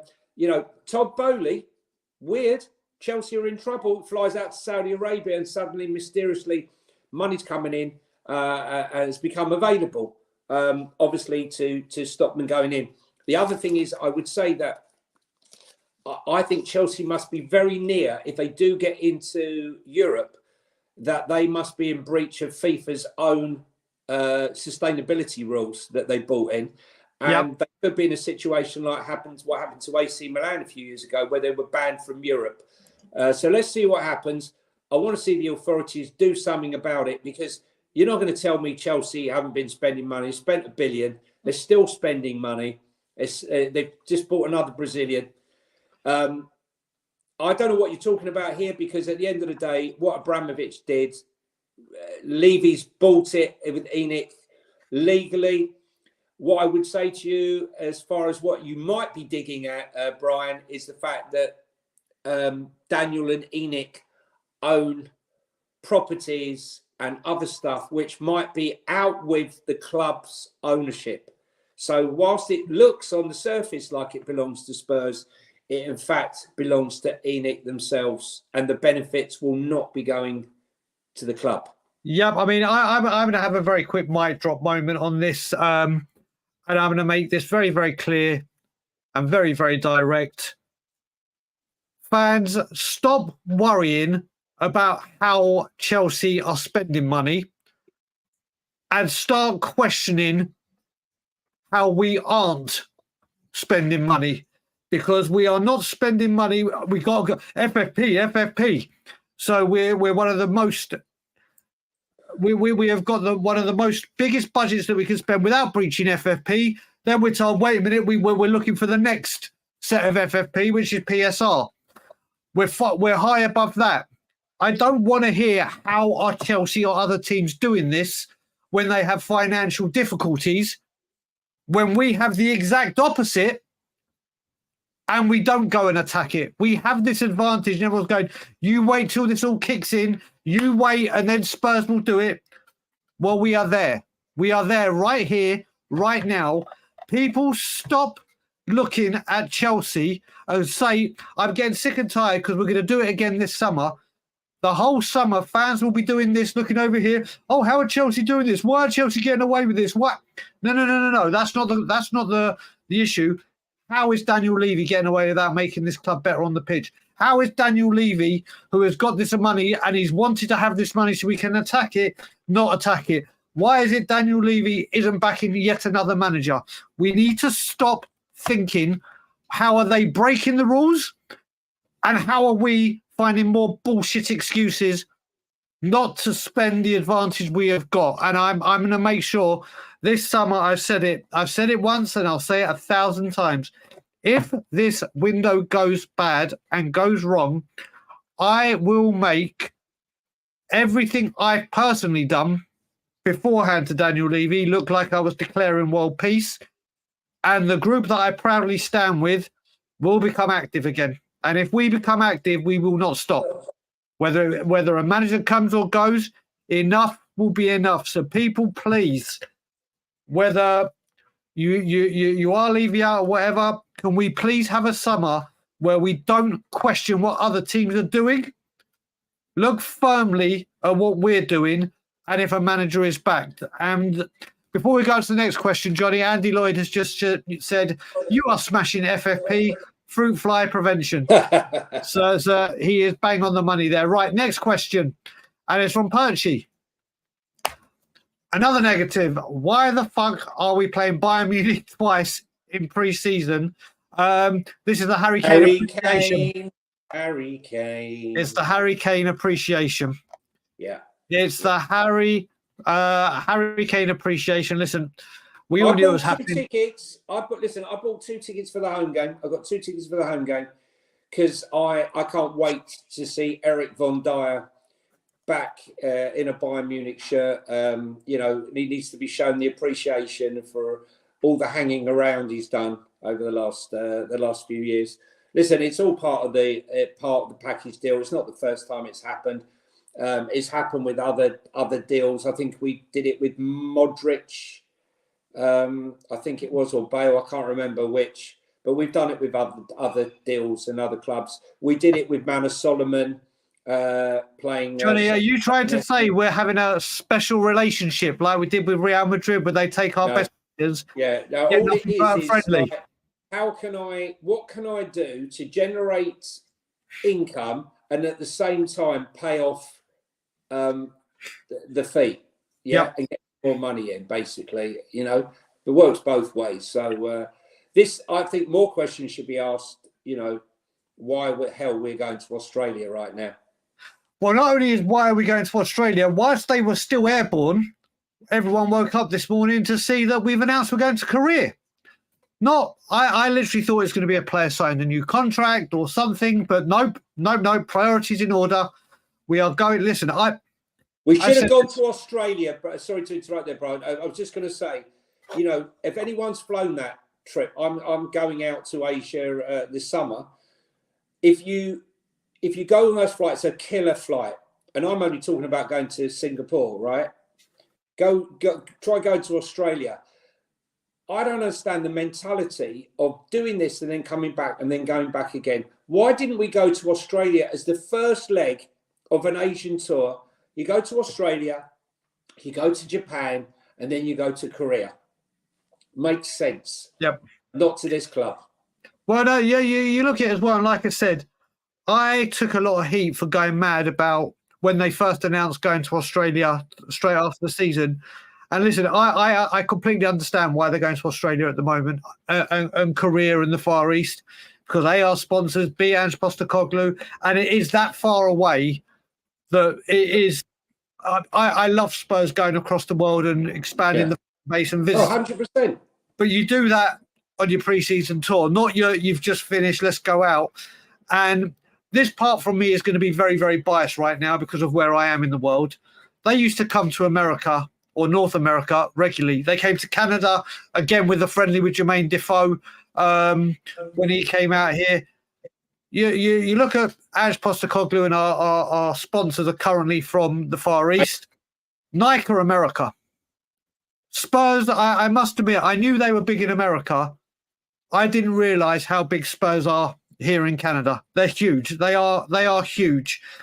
And they're neglected. Listen, I understand why they're doing it, but hopefully they'll start mixing it about. But I understand why they're doing Well, it. look at the market. Yeah, I was just going to say, Brian, I totally agree with you. I think we've completely neglected the massive boom in football in America. I mean, we've been talking about it for 30 years, like the boom in America, but it's actually happening now. The amount of Americans I speak to now, White Hart Lane, the old lane, new lane, coming out there who've flown over in groups. There's big groups of guys who come over. You know, it's a great trip for them. And we're neglecting it at the moment. All the other teams are going out there in their droves, and we're missing out. Just so you know as well, I'm going to go to the toilet in 2 seconds, but I'm going to leave you with a question. I'll be 2 seconds, literally. Joe, thank you, Joe, because you know like how you have the traffic reports and whatever. I've now got a flight update. They've still got 6 hours in the air. Yeah, we've announced another pre-season tour. And yeah, so they are currently, I think Joe said they are currently between Colombo and Melbourne as we speak. So they're almost there. Right, next question, John. Like I said, I'm taking a quick piss and then I'll be back. Answer that question. I'll be back in 2 seconds to give my opinion. Who's this? Hudson-Odoi link. Hudson-Odoi. Oh dear. Listen, we've been linked to anyone. Carlos Kickable. Look, it's silly season now. We're into silly season. If you're an agent of a player, or you're a club that might want to get rid of a player or cause issues, what you do is very easy. You just release it to the press subtly, and then before you know it, it's in the newspaper. It's very easy to do. You know, clubs complain about stuff that's in the papers, but they're often the ones who instigate it all. So I take everything with a pinch of salt right now. Let's wait and see. I know I've got my favourites who I'd like to see come in this season, but I'm not going to pay any attention to Hudson-Odoi, the Morgan Gibbs-White, and all the others. You know, I wouldn't be surprised. Look, we know Ange has got a massive hard-on for Conor Gallagher. He probably likes Solanke as well. So let's wait and see. What I'm really concerned about is I don't want to give Ange 100% of the budget. I don't want to give him 70% of the budget. Why? Because if it doesn't work out, okay, I don't want to be left with players that only he would have bought. The club has to have a mindset that from this point on, every manager will be a progressive manager from this point on. It has to be. With that mindset that Fabio and Lange go out and they find the best talent or best up-and-coming talent, which are young and fit the model that we're going to use moving forward. You know, Brennan Johnson, I'm not going to go there. He would not have been. There's a question. Wait, save that because there's a question about him coming up. So we'll deal with that. Right. So he wouldn't have been, for example, on my list. Daniel Levy, who always go on and doesn't like to play money, played £12 million more than Brentford, a bid that Brentford had accepted of 35 million. Okay. He wouldn't have been on my list. Elise, Eze, there would have been many other players. Anthony Gordon. They were all on my list. And they were all around the same money or less. So I think that all three of those players are better players than Brendan Johnson currently. Yeah, I mean, listen, when it comes to Callum Hudson-Odoi, I've actually spoken with Paul O'Keefe today because when it was him that broke that. And do you know what? Before we go further, I've got a lot of time and respect for Paul O'Keefe. Whether people think he's a mouthpiece, I don't think he is a mouthpiece personally. But one thing I give Paul O'Keefe a lot of credit for is he will always interact. He doesn't just put things out there and then won't speak with people. And when this link came out, the very first thing I said is, here we go, as regular as clockwork, season ticket renewal. Like I said earlier, season ticket renewals will die or elapse, and then rumours like this will come out. Paul O'Keefe actually thought I was going at him, and he goes, Brian, I don't have anything to do with season ticket renewals. I was like, no, Paul, I don't mean it to you. I mean, this is what the club do. And names like Hudson-Odoi coming out hours before the season ticket renewal deadline passes is exactly what I expect from this football club to do, as they always do. I do not want him at this football club. I do not. But this is what this club do. I expect rumours of this calibre to come out and probably have a lot of legs to it because of our MO of what we do. I really, really hope this doesn't happen. But I'm also going to chuck into this as well because I've seen a lot of talk about this player, Suzuki, who's obviously in Bromby. And what's annoying me, listen, there's people going, this game-changing stadium to bring in players like that. I get that side of the coin. I get it. But one of the things we all said is when Ange Postecoglou comes and Scott Munn, whether you want to whatever bring him into it, is they have an untapped resource in their knowledge of the Far East market, and Japanese football and everything is coming on leaps and bounds, as is Korean. And I keep using this example. Obviously, I don't expect it with the J League and the Australian players. But when Arsene Wenger came to Arsenal, no one knew the extent of his knowledge of French football. No one knew who Patrick Vieira was. No one knew who Emmanuel Petit was. No one knew who Nicolas Anelka was. And I think they did okay at the filth. Not saying that Suzuki will become a Patrick Vieira type player or anything, but there's going to be some players from the Far East coming in, and you never know how good they will be. But we'll see. But the next one, I think is aimed more at you, Jonny, because obviously this question has been going up a lot. It's from Colin Cross. It's a good question. Can you see Kuti going this summer? I've mentioned this before. I've got to say, I was in a mass panic when I saw that Kuti was not on the plane. He's not injured. His wife's not pregnant.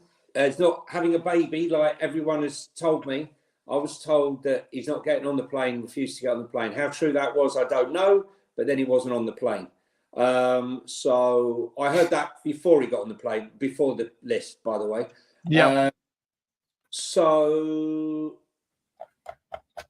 he could play for Real Madrid, Barcelona, Bayern Munich, PSG, you name it, right? He's £100 million. For me, he's £100 million defender. Okay, people might think I'm overcooking it, but I'm not. My worry is he's irreplaceable. Just like Harry Kane, from an attacking point of view, it fills me with dread that we would sell Kuti for 100 million and go and sign players like Hudson-Odoi and some other players who aren't on my radar because Ange fancied them. Football's about leaders. This club does not have a leader on the pitch. Ange is not someone that interacts with players during the game. He leaves them to it, which I think is a real weakness. We have to wait till half time before he reinvigorates them, and quite often we're 2 or 3 down by then. If you get rid of Kuti, we got no leaders left on that pitch. It's a disaster. I pray not, but you couldn't blame him. You couldn't blame him. World Cup winner, Copa America winner, leader general. For me, like the heart and soul of the club moving forward in the next few years. Do whatever you can to keep him. Yep. Pay him his wage. Give him a massive pay increase, because we need to start building, and things get built from the back. Correct. But yes, he could. Well, we'll try and be quicker with these questions, and then we'll do our little awards. And everyone, you will be redirected to Ben Kaufman's show after this, but we will be going for a little while longer. Romero, honestly, I can't see him going this season personally, but I think if we're here this time next year and we have a season with nothing, then I think that question becomes a very, very, very. I think so. I mean, we saw at the beginning of the season, he did an interview where he said he absolutely adores London. He loves the club. He loves London. But I think, again, this is his first season with a manager the whole season. He seems to love Ange. Hopefully, the next season will be better. But I think, Colin, if you come back this time next year and ask that question and we've won nothing, unfortunately, my answer will be yes at the end of next season. If he goes this season, then let's just say the group I'm with will become insanely active and very, very loud. The next question from Zoe. Jonny, I'm going to answer first because we'll try and be a little bit briefer so we get... okay, all right, go on. I know you and me are going to disagree with this question, and you know a certain player we disagree on. One of the only players we disagree on. According to HITC, the bid for Conor Gallagher should have got in today. Like I said, this goes back to me with transfer season renewals. This one will not go away. I don't want him at the football club. I understand Jonny does want him at the club, and his stats do show things. And if Ange really does want him, I'm going to back my manager. And if he puts on a Spurs shirt, I'll support him. He's a player I just don't want at the football club. I don't want him there. Jonny, yourself. Just quickly, just like Pierre Højbjerg, who I think is a really good footballer, does not suit Ange's system. Conor Gallagher, whatever you may think of Conor Gallagher, is tailor-made for Ange's system. You know, he's Skip with extras, okay? I'm no big fan of Oliver Skip. He's limited. But I will remind you of the Conor Gallagher that played for Crystal Palace further forward and what he can offer in attack. And the fact that Pochettino, who I do rate, I know a lot of people don't, made him the captain speaks volumes for me. So, yes, I would take him. I think we should be flattered that he would even want to come to us. So let's wait and see. Whether Ange wants him or not, he might not come. That's the thing. If it's pretty clear, I think that Ange Postecoglou does want him. If he puts on the Spurs shirt, I've got a bet with Ryan Isaacs, and I normally win every single bet. And Ryan Isaacs and I have a bet that if he doesn't come by the end of the window, Ryan has to buy a Spurs kit from DH Gate or anywhere apart from the Spurs shop and get 8 Daigle on the back because of my love of Gaza. And if he does come, I've got to do the same because of his love of Ericsson, get 23 Isaacs on the back.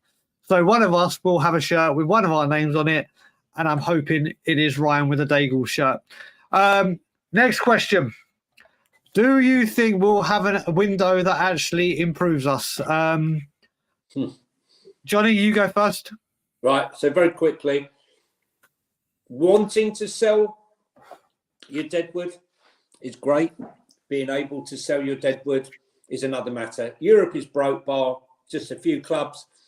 This country is in has serious issues with FFP and PSR, and therefore is going to limit expenditure. So wanting to get rid of them is really difficult. I think we will bring players in, but my fear is that we will be left using our loan options for players that don't deserve it out on loan again. I hope we can get rid of them, but I think we need 7 or 8 players in this squad. And if we get rid of 7 or 8 players or 6 players, we're going to need to do some serious business. Yeah, I mean, very, very good. I just want to say there's now 353 of you in here. Thank you so much again for all your support. I've seen some names that are in the chat. Big up to my brother, Terry Wright, who I adore and has been a supporter of this channel from the get-go, as well as many others. I just had a quick look at the names. Thank you for your support of the channel. We will be doing a lot more during the summer. Listen, I said it before. Do I think we have a window that improves us? Unfortunately, I go into every window and say no. There will be nothing that I would want more than to go on every single channel and say, do you know what? I've been proved wrong this summer. This summer we're going for it. This summer the club have acted right. Like you said, Jonny, we've got a lot of people to get out the door. And again, Paul O'Keefe put a tweet and said a lot of players that are up for sale. And then the second paragraph said, if the right offers come in, or words to that effect. And I was like, well, that's not happening then. And then sentence was, circumstances are right.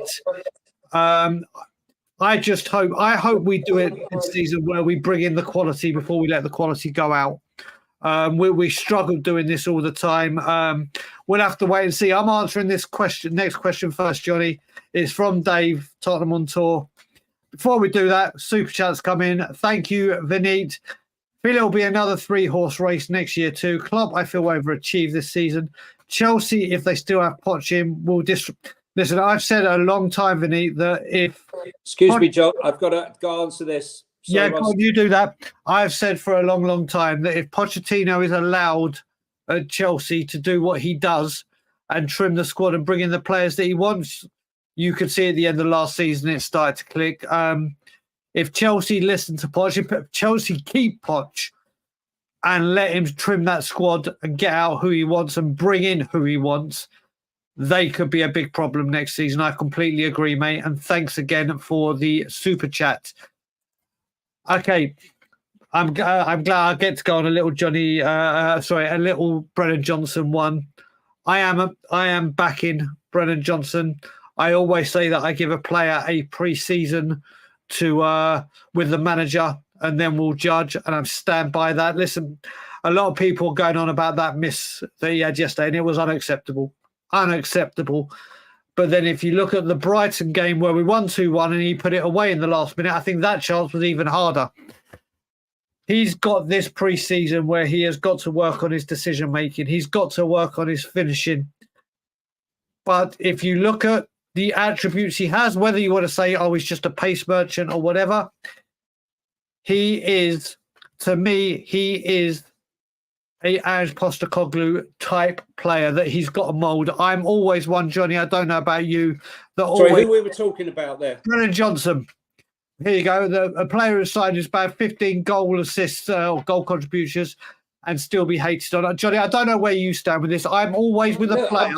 Johnny, let me just finish this bit, then you'll go. Oh, sorry. I'm always with the player.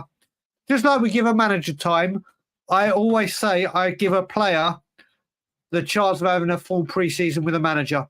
Brennan Johnson didn't get that because we obviously signed him on deadline day. This season coming up, he has got to hit the ground running. If he has a repeat of this season and is as not as prolific, then questions asked. But for me, a player has to get a pre-season under the manager. Johnny, your thoughts? Look, Dave, I understand where you're coming from. I've been critical of his performances many, many times. This is a team that's meant to score lots of goals, right? I mean, are you saying that if we put someone else in there, they wouldn't be able to make 15 goal contributions? £47 million.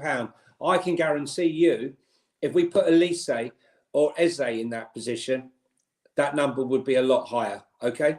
And if you're talking about 15 contributions, what about someone called Richarlison? 11 goals, 4 assists, who's got nothing but abuse. He's only had 1,400 minutes this season. Those stats and those numbers are better than most strikers and most players in the club. Look at the stats. Go and look at it yourself. Goals per minute, goal involvement per minute. His is really, really strong. But I hear what you're saying. No one wants, any player to fail. And if you do, you're not a proper fan, let's be honest. Let's hope he turns it round. He's got to be more aggressive. I look at, it's going to sound terrible, but I look at someone like Anthony Gordon, who's come up from a hard time, Anthony Gordon, through Liverpool and all that we know there, and he's got that little nasty edge, right? And then you look at Brennan Johnson, who's come from a really lovely family environment, okay? I'm not saying he's soft, but there's just a little bit difference in that persona. And that's, for me, what makes the difference sometimes between Anthony Gordon and someone like Brennan Johnson. But I have noticed in the last few weeks that Brennan Johnson is trying to add a little bit of that edge to his game. And I think it's important that he tries to develop that over the coming year. He's still only young. So let's see what happens, and let's hope that he has a fantastic season next season.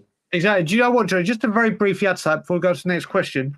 Anthony Gordon was a transfer last season or the season before the one we just finished in January. And that first January January to May, he didn't settle. And then obviously he got a pre-season behind him. And this season he's been brilliant. So I see that happening with Johnson. If it doesn't, off you go. We've got no time to stand on ceremony.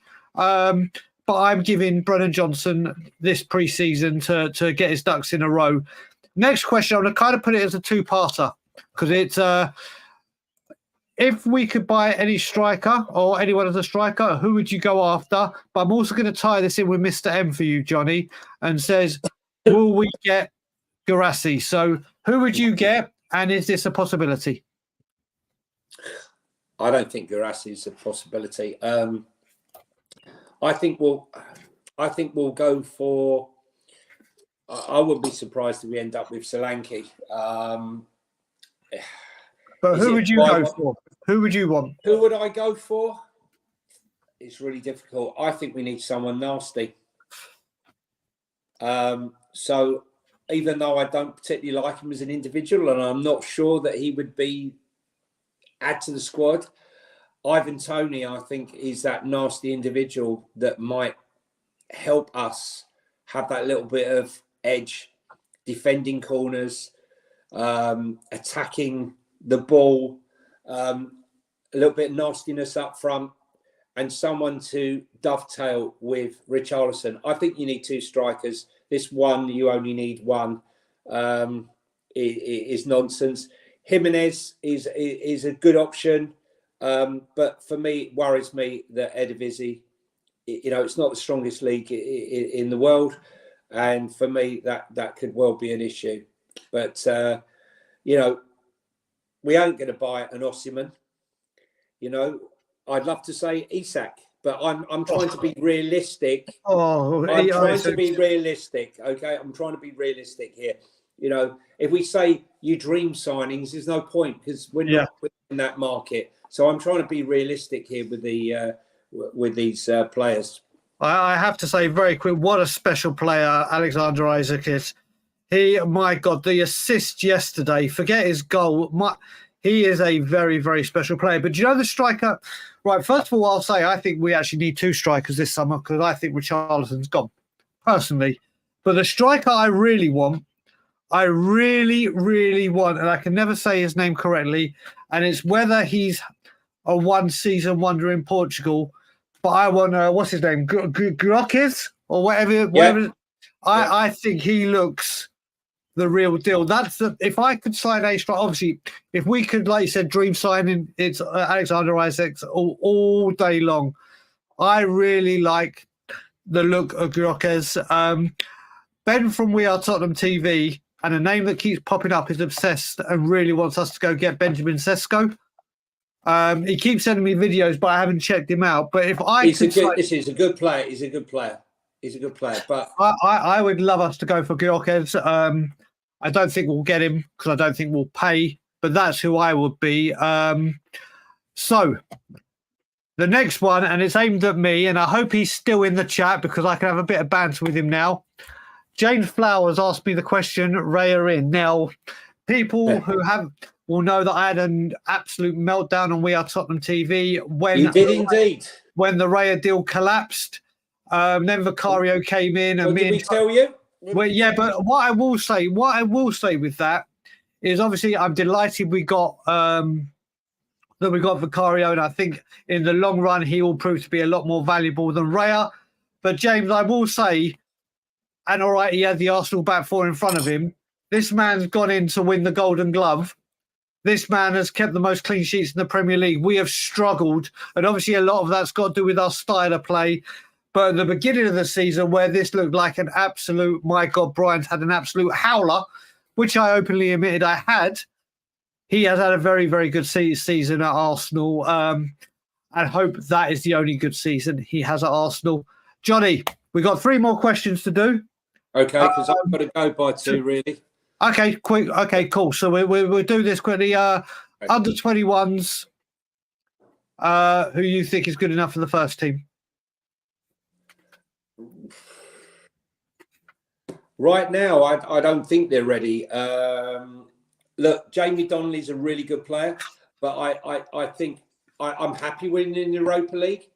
Now, if Ange is going to turn around and has been told, like, by the upstairs, you got to integrate the youth, because the youth investment is going to be a huge thing moving forward. If you can produce youth quality, you're saving yourself millions, which will enable you to buy, instead of buying 5 players at 15, 20 million, you can go and buy one game changer for 70, 80 million if you're producing them in your academy. Right now, I think Jamie Donnelly has got potential. Phillips has potential. I think they both need a loan out, personally, whether it be a 6-month loan or a year loan. I think these loans are really megally important. What about you? Listen, first of all, I will say, Ryan, as you know, as I said, season ticket renewals shut at 5 p.m. All of a sudden, quiet. Noise, quiet. People will know I have my love affair with a certain Alfie Devine. I got really, really frustrated with a lot of people and Plymouth fans going, oh, he's useless, he's not going to make it, blah, blah, blah, and people buying it. Now, what I'm about to say, I'm not comparing him to Harry Kane, but you go ask a Leyton Orient fan, a Norwich fan, a Leicester fan, and all the other places, a Millwall fan, and the other places he went on loan, and said, when he went on loan, did you think Harry Kane would be Tottenham's all-time goal scorer, England captain, and England's record goal scorer? Every single one of them said no. And look where he is. Alfie Devine is a star. I have been saying it for years. I will continue to say it. I hope he gets game time this season, whether it will be Europa and Cup competitions. I think, listen, people that watch Tottenham away will hear what Stell speaks. And Stell does have a connection within the youth team and the youth set up at the club. And from what he's been told, Ange thinks that none of them get game time. Very encouraging, though, don't you think, Brian, that he turned around and said none of them are ready? None of them are good enough? Yeah, well, this is the thing. What you got to remember is we've actually wording, though, Brian. Wording, yeah, but the thing is, we've got, like you said, John, and you've been an advocate for the youth team coming through. Yeah. For once, we actually do have a very, very, very decent crop of youngsters there. We've seen their performances. Tyrese Hall has come through recently. Donnelly, as we've mentioned, Dorrington, Vuska. They've got to be treated right and been given the right pathway and monitored and been told this is where you're going. Is next season a bridge too far? Maybe. Is the season after next a season where all of a sudden an influx of them could break through? Well, Europa League. Look, the Europa League. Look, I said I got a lot of stick when I said that the Vélez shouldn't have been going out to Spain for that loan. I thought it was a pointless loan. Why did I say that? Because basically, you know, here's a guy you brought in to acclimatise to playing British football or English football, and you send him out to bloody Spain. You know, let him stay here. Go to the Championship in a team where he's going to play. He's got the physicality. He's a real physical specimen. He can handle the Championship. Instead, you send him out to Spain to learn Spanish football. I mean, it was pointless, and he hasn't got a game. Lancashire and Sosop Bell are definitely, you know, players. I would say the Europa League, I need to see a balance between playing fringe players, a couple of first-team players, but also some of the youth players. And that's why I said we need to decide where are we going with this for this season. You know, this is a competition that you could possibly win. Yes, there's some good teams in there for sure. Porto, Lazio, Roma, and some others. But, you know, let's see what happens. Yeah, and I'll tell you what we'll do is that we were going to go on a bit longer and do the player of the season, blah, blah, blah. But I think I'm going to make that a separate We'll do that another one. We'll do, Johnny, if you're free one day this week, we'll do a live and we'll just have a bit of fun. Yeah. Player of the season, assist of the season, yada, yada, yada. We'll put some, because Ben Kaufman's show's about to start. It is a bank holiday and I want to spend some time with my wife. Johnny, just want to say for this season, mate, thank you very much for being my partner in crime. Johnny and I have had our fitness issues this season nearer the end of it. We will be back with this show. Johnny, thank you for creating this show with me. Thank you for being a part of it. And also on the times where I was even falling asleep and couldn't wake up, someone in the back end, whether it be Ben, whether it be Dave, was here. But your consistency, apart from your time with COVID, has been exemplary, and I have thoroughly loved doing this show with you. Ditto. And thanks to all the people who stood by us, even when I said something derogatory about Ange. We all want the success for the club. We all want next season to be better than this season. We want to see progression. But what would the show be if we just sat here and said everything's amazing? You know, life is amazing. We all know that, you know, I get accused about being negative, even when we're in the negative position, in the negative section. Thanks to everybody that supported us over the last year. Long may it continue through into next season. But we'll be having shows. We'll have the pre-seasons. Yep. And hopefully, I'm actually out in Asia, but not until August, unfortunately, which is a bit of a pain. Otherwise, well, Jonny, we will do what we can do together. There will be shows, like I said, there'll be the show with me and EMF. Dave, who is in the chat, will be doing transfers on tour, as I think we're now going to call it. So stay tuned for that. There is going to be a lot more. Obviously, with my health, it all depends what's going on. I've just had my brain CT scan. Hopefully, they'll be able to find it. Then they'll be able to see if there's anything wrong. Fran, there's 344 of you in here. Thank you for your support. Hit that like button, guys. Exactly. And guys, if you want some more content, stay where you are. But before we do that, Jonny, where can people find you if they don't know? Yeah, no, probably Jonny H3232. Give me a follow there, and then hop on my profile into my Instagram, which is suddenly started to grow again. It's a long way back, but I'm getting there. Where I post sort of match videos and stuff throughout the season. And listen, thanks to everyone for following and interacting. Couldn't be here without you. It'd be boring. Just be me and Brian chatting shit. Yeah, exactly. So, guys, listen, have a great summer. We will be back giving you as much content as we can. Stay right here if you want some chilled out, relaxing vibes, because Ben Kaufman's show will be redirected to immediately. All I will say for the final time on Ange-r Management, like, comment, share, subscribe, and as always, Levy out. Come on, you Spurs.